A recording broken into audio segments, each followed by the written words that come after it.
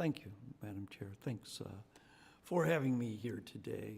My name is Tom Wickham, and I served in the Office of the House Parliamentarian from 1995 to 2021, including as parliamentarian from 2012 to 2020.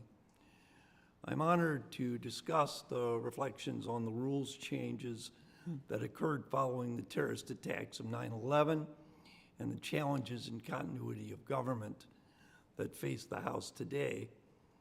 As a retired parliamentarian of the House, I approach this topic not as an advocate or an academic, but instead as a former practitioner, sharing a perspective of an office dedicated to advising and guiding this institution. In terms of this narrow but critical vantage point, there is no better substitute for the guidance of the current parliamentarian of the House, Jason Smith, and that wonderful team as the House seeks to engage on this important topic. The House is fortunate to have a comprehensive history of the House's procedural action in response to 9/11, transcribed in the testimony of George R. Rogers before the Select Committee on Modernization on April 6, 2022, and the 2006 College of William and Mary Law Review article on the provisional quorum rule by John B. Williams. The institutional mindset of the House after 9/11 was focused on preventing and preparing for another terrorist attack, and the institutional offices in the House carried out related operational and legislative activities.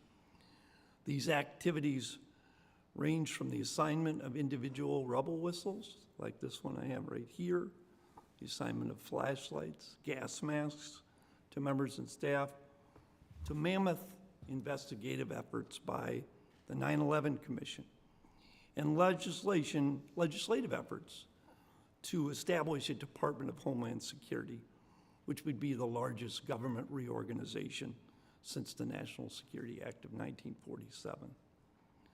The central procedural organizing force in the House was the Continuity Task Force, headed by Representative Chris Cox and Representative Martin Frost. Despite the weight of 9/11 and the urgency to ensure continuity and preparation for another attack, the task force was not myopic or rushed and deliberated for 6 months on other historic catastrophic circumstances, including the House's response to the Civil War and to the flu epidemic of 1918.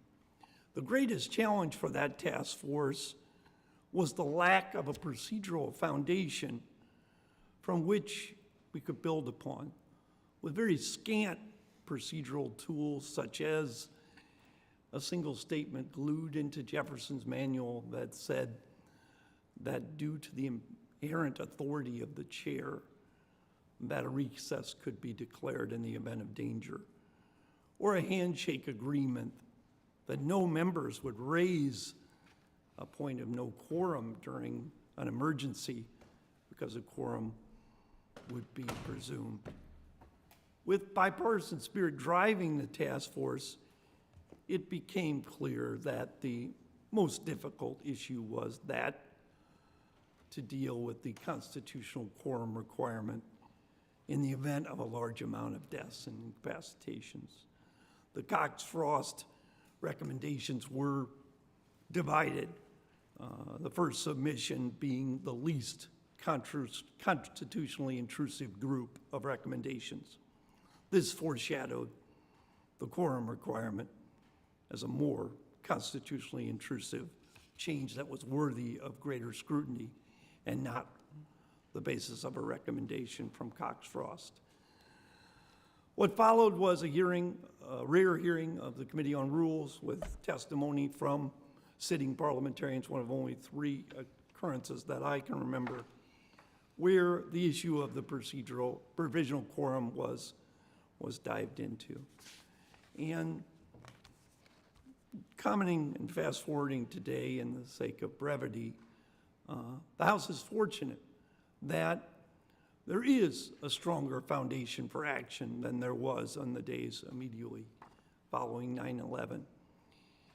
As the House continues looking at this issue to 2025 and beyond, I hope we'll be able to grasp the experience of the pandemic when looking at modern communication abilities, or the decades of experience in the Homeland Security Department when defining catastrophic circumstances. I will wrap up my testimony there and take questions at the appropriate time. Thank you.